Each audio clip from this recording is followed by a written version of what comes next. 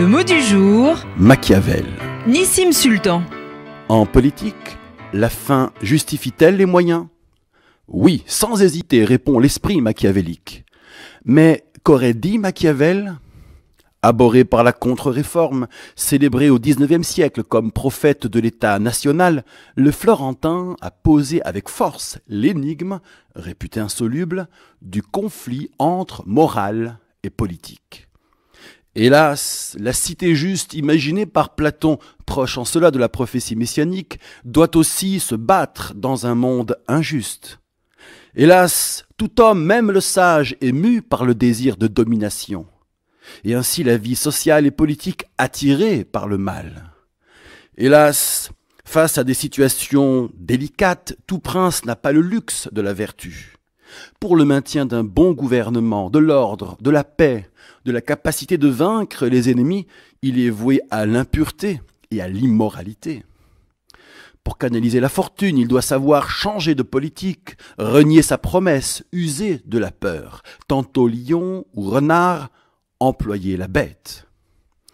Que propose en somme Machiavel? Suspendre ou contourner le bien en vue d'un bien plus grand?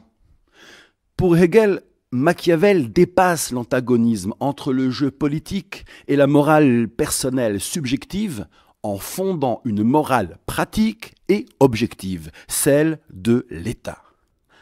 D'ailleurs, ceci n'est pas un impensé talmudique.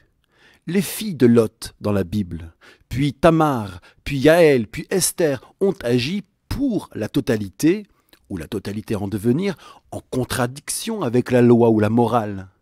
Cela s'appelle Avera Lishma, transgression pour la cause du ciel.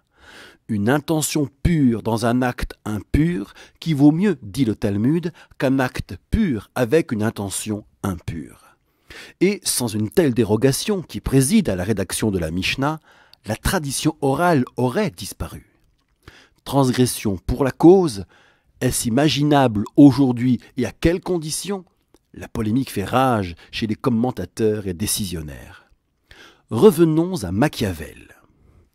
Tournant le dos à la République chrétienne et au droit divin, il nous montre ce monde tel qu'il est. Teacher of evil, précepteur du mal, dira Léo-Strauss. À charge pour nous d'utiliser cette connaissance du mal pour la retourner contre lui plutôt que de se soumettre à lui à la faveur d'un arrière-monde. La Mishnah dans Avot aussi voit l'autre monde comme une injonction à agir de plus belle, ici et maintenant. Enfin, d'aucuns voyaient dans l'empire machiavélien l'abandon du rêve biblique.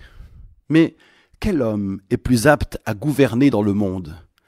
Adam et Ève qui ne distinguent que le vrai et le faux, ou les mêmes nourris du fruit de la connaissance de la réalité effective, ce champ des forces, du bien et du mal?